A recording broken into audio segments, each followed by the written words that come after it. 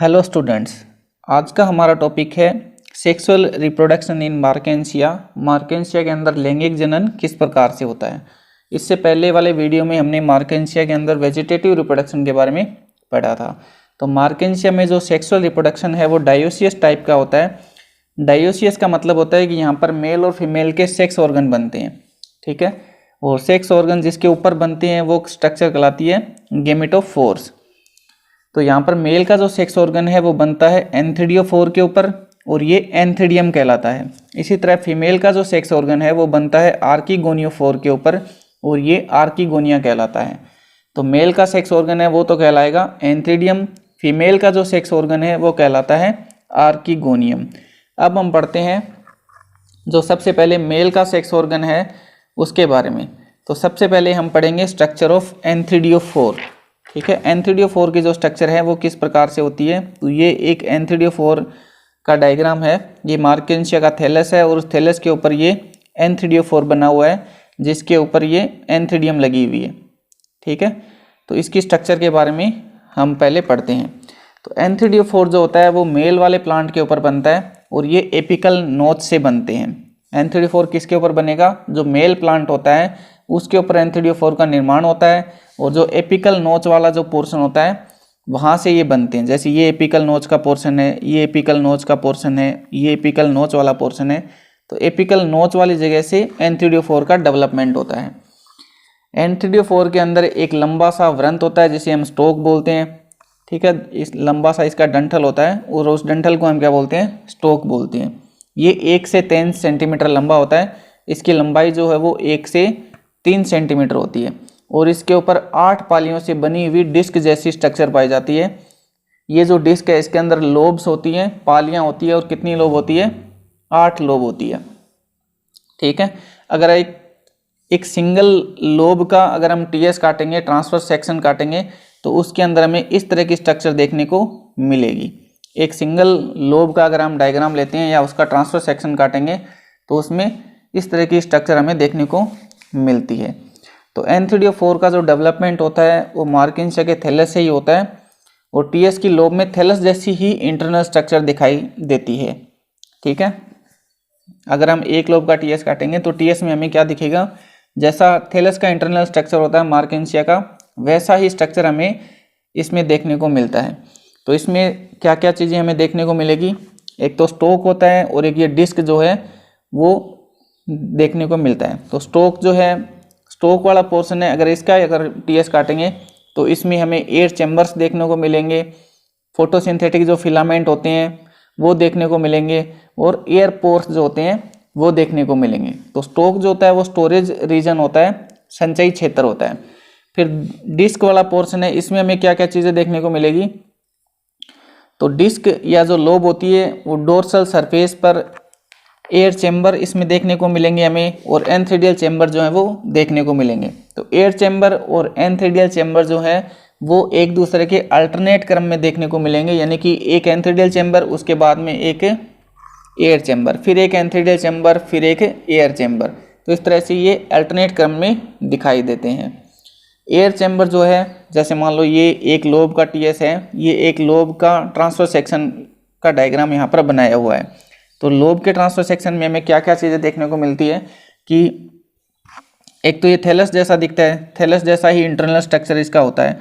दूसरा एयर पोर और air chambers देखने को मिलते हैं हमें लोब के अंदर। इस डिस्क की एक लोब का टीएस है ये और इस एक लोब के अंदर हमें एयर चैम्बर और एंथीडिया देखने को मिलते हैं, एयर चैम्बर, एंथीडियल चैम्बर देखने को मिलते हैं और ये एक दूसरे के अल्टरनेट क्रम में होते हैं, एकांतरित क्रम में होते हैं। जैसे ये एक एयर चैम्बर है, ये एक एंथीडियल चैम्बर है, फिर एक एयर चैम्बर है, फिर एक एंथीडियल चैम्बर है, ठीक है, फिर एक एयर चैम्बर, फिर एंथीडियल चैम्बर।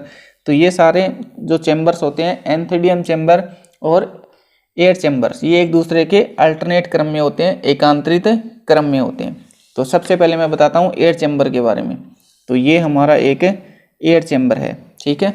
इसमें फोटोसिंथेटिक फिलामेंट पाए जाते हैं। तो अगर आप इसका डायग्राम देखोगे तो ये कुछ इस तरह से दिख रहा है, इस तरह से है। इसमें फोटोसिंथेटिक फिलामेंट पाए जाते हैं, यानी कि प्रकाश संश्लेषी तंतु पाए जाते हैं। और ये जो एयर चैम्बर है ये एक छिद्र की सहायता से बाहर की तरफ खुलता है इस छिद्र को बोलते हैं एयर पोर। ठीक है, तो एयर चैम्बर जो है वो एक छिद्र की सहायता से बाहर खुलेगा और उस छिद्र को हम बोलेंगे एयर पोर। फिर हम बात करते हैं एंथ्रेडियल चैम्बर की। तो ये एक एंथ्रेडियल चैम्बर है, ये भी एक एंथ्रेडियल चैम्बर है। ठीक है, एंथ्रेडियल चैम्बर के अंदर क्या होता है कि इसमें एंथ्रेडिया पाई जाती है। प्रत्येक एंथ्रेडियल चैम्बर के अंदर एक एक एंथ्रेडिया जो है वो लगी हुई पाई जाती है। प्रत्येक जो एंथ्रेडियल चैम्बर होता है वो एक छिद्र की सहायता से बाहर खुलता है, जैसे ये है। तो एंथ्रेडियल चैम्बर जो है वो एक छिद्र की सहायता से बाहर खुलेगा, उस छिद्र को बोलते हैं ओस्टियोल। ठीक है, सेंटर की जो एंथ्रेडिया होती हैं वो बड़ी होती हैं और मैच्योर हो जाती हैं। साइड की जो एंथ्रेडिया होती है वो यंग होती है और ये कम मैच्योर होती है। तो ये जो एंथ्रेडिया होती है ये एक्रोपिटल क्रम में मैच्योर होती है। एक्रोपिटल का मतलब सेंटर वाली जो एंथ्रेडिया है वो बड़ी भी होंगी और पहले मैच्योर हो जाती है, और साइड वाली जो एंथ्रेडिया है वो धीरे धीरे बाद में मैच्योर होती जाती है। ठीक है, तो बाकी इसमें आपको थैलस जैसा स्ट्रक्चर देखने को मिलेगा। ये जैसे एयर पोर है, उसके अंदर ये एक एयर चैम्बर है जिसमें फोटोसिंथेटिक फिलामेंट लगे हुए हैं। तो इस तरह से आपको पूरा ये यहाँ से आपको थैलस जैसी स्ट्रक्चर देखने को मिलेगी। जैसा थैलस का इंटरनल स्ट्रक्चर होता है उसी तरह ये देखने को मिलेगा। बाकी इसमें एक लोब का अगर आप MTS देखेंगे तो उसमें आपको एयर चैम्बर और एंथ्रेडियल चैम्बर जो है वो अल्टरनेट क्रम में मिलेंगे। एयर चैम्बर एक पोर की सहायता से बाहर खुलेगा, इस पोर को बोलेंगे एयर पोर। इसी तरह एंथ्रेडियल चैम्बर जो है वो भी एक पोर की सहायता से बाहर खुलता है, उस छिद्र को बोलते हैं ओस्टियोल। एंथ्रेडियल चैम्बर जो होता है उसके अंदर एक एंथ्रेडिया पाई जाती है, एक ही एंथ्रेडिया लगी हुई पाई जाती है। सेंटर की जो एंथ्रेडिया होती है वो मैच्योर होती है और बड़ी होती है। साइड की जो एंथ्रेडिया होती हैं वो यंग होती है और कम मैच्योर होती हैं, और ये एक्रोपिटल क्रम में मैच्योर होती है। प्रत्येक जो एयर चैम्बर है उसमें आपको फोटोसिंथेटिक फिलामेंट देखने को मिलते हैं। तो ये तो हो गया एक लोब का TS। अब हम देखेंगे एक मैच्योर जो एंथ्रेडिया है, यानी कि ये एक एंथ्रेडिया है, जब ये मैच्योर हो जाती है तो इसकी स्ट्रक्चर कैसी होती है और इसमें हमें क्या क्या चीज़ें देखने को मिलती है। अब देखते हैं एंथ्रेडियम की स्ट्रक्चर। तो एक मैच्योर जो एंथ्रेडियम होता है उसमें क्या क्या स्ट्रक्चर हमें देखने को मिलती है। तो एक तो इसमें मल्टीसेलुलर स्टॉक होता है, यानी कि बहुत सारी कोशिकाओं से मिलकर इसका एक डंठल होता है जिसकी सहायता से ये एंथ्रेडियल चैम्बर से जुड़ा रहता है। तो मल्टीसेलुलर इसमें स्टॉक होता है। एक पूरे एंथ्रेडियम के बाहर सिंगल लेयर जैकेट पाया जाता है। ठीक है, एक एक कोशिकाओं से बनी हुई परत होती है जिसे हम जैकेट बोलते हैं। तो सिंगल लेयर जैकेट पाया जाता है। जैकेट के अंदर की साइड में बहुत सारी सेल्स पाई जाती हैं, और ये जो सेल्स होती हैं ये माइटोसिस के जरिए बनती है, समसूत्री विभाजन के जरिए बनती है। प्रत्येक जो कोशिका होती है वो एंड्रोसाइट मदर सेल कहलाती है। ठीक है, ये जैकेट के अंदर का पोर्शन है और इसमें बहुत सारी सेल्स आपको देखने को मिल रही है। प्रत्येक जो कोशिका होती है उसे एंड्रोसाइट मदर सेल बोलते हैं, और एंड्रोसाइट मदर सेल्स जो होती हैं वो मेटामॉर्फोसिस के जरिए, कायांतरण के जरिए क्या करती हैं, सीधा ही एंथ्रीजोइड के अंदर रूपांतरित हो जाती है, एंथ्रीजोइड के अंदर कन्वर्ट हो जाती है। एंथ्रीजोइड के अंदर थोड़ा साइटोप्लाज्म होता है, एक इसके अंदर केंद्रक होता है, और ये बाइफ्लैजिलेटेड होता है, यानी कि इसमें 2 कशाभिकाएं पाई जाती हैं, तो बाइफ्लैजिलेटेड होता है। अब हम देखते हैं स्ट्रक्चर ऑफ आर्किगोनियोफोर। ठीक है, जो फीमेल का सेक्स ऑर्गन होता है वो किस तरह डेवलप होता है उसके बारे में। तो फीमेल थैलस की जो डोर्सल सरफेस होती है, उस डोर्सल सरफेस के ऊपर एक विशेष प्रकार की एपिकल ब्रांच बनती है, एपिकल शाखा बनती है, जो कि उदग्र रूप से थैलस से ही बनती है, जो कि वर्टिकली जो थैलस होता है उसी से ही बनती है। तो ये फीमेल का थैलस है, और इस फीमेल थैलस पर इसके डोर्सल सरफेस के ऊपर एक विशेष प्रकार की शाखा बनती है, ब्रांच बनती है, जो कि वर्टिकली जो थैलस होता है उसी से ही बनती है। इस शाखा के अंदर क्या होता है कि एक लंबा सा व्रंत होता है, यानी कि स्टोक होता है जिसे, और इस स्टोक के ऊपरी हिस्से पर क्या होती है, डिस्क प्रेजेंट होती है। ठीक है, तो ये आर्किगोनियोफोर की स्ट्रक्चर है। इसके नीचे की साइड में तो क्या होता है, स्टोक एक लंबा सा डंठल होता है जिसे हम स्टोक बोलते हैं, और ऊपर की साइड में क्या होती है, एक डिस्क होती है।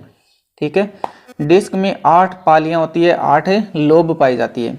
डिस्क के जब ये डिस्क मैच्योर हो जाता है, एकदम पूरा परिपक्व हो जाता है, तो इसमें से रेज बन जाती है, मतलब ये नीचे की तरफ से इस तरह से लटकने लग जाता है, और ये क्या कहलाती हैं, रेज या रश्मिकाएं कहलाती है।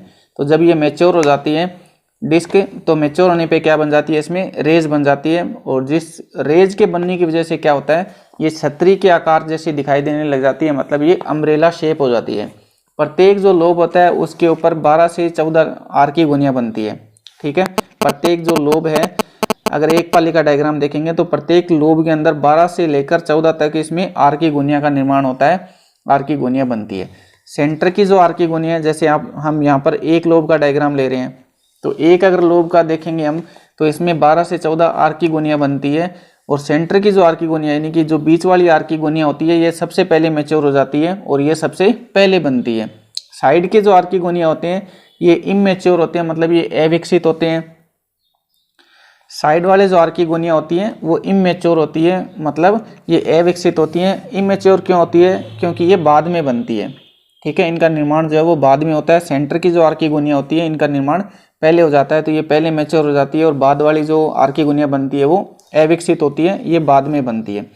तो इनके विकसित होने का क्रम या जो मैच्योर होने का जो क्रम होता है वो एक्रोपिटल क्रम होता है, अग्राभिसारी क्रम बोलते हैं इसको।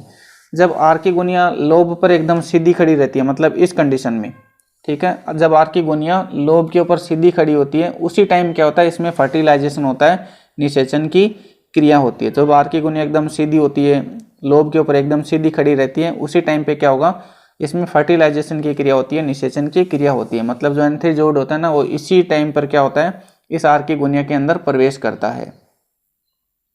लोब का जो सेंट्रल पार्ट होता है वो बहुत जल्दी ग्रो करता है, मतलब ये बीच वाला जो भाग होता है ये बहुत फास्ट ग्रो करता है, जल्दी जल्दी इसमें डिवीजन होते हैं, जबकि साइड का जो पोर्शन होता है वो बहुत स्लो ग्रो करता है। तो सेंटर पोर्शन के फास्ट ग्रो करने की वजह से, मतलब जल्दी जल्दी वृद्धि करने की वजह से क्या होता है, साइड वाला जो पोर्शन होता है वो धीरे धीरे नीचे की तरफ इस तरह से झुकने लग जाता है और नीचे की तरफ एकदम से लटक जाता है। सारी की सारी जो आर की गोनियां होती है वो एकदम से उल्टी हो जाती है। इनके नेक वाला जो पोर्शन होता है वो तो हो जाता है नीचे की तरफ, ठीक है, नेक वाला पोर्शन जो है वो नीचे की तरफ हो जाता है, और वेंटर वाला जो पोर्शन होता है वो ऊपर की तरफ रह जाता है, और आर की गोनिया की जो पोजीशन होती है वो एकदम से उल्टी हो जाती है।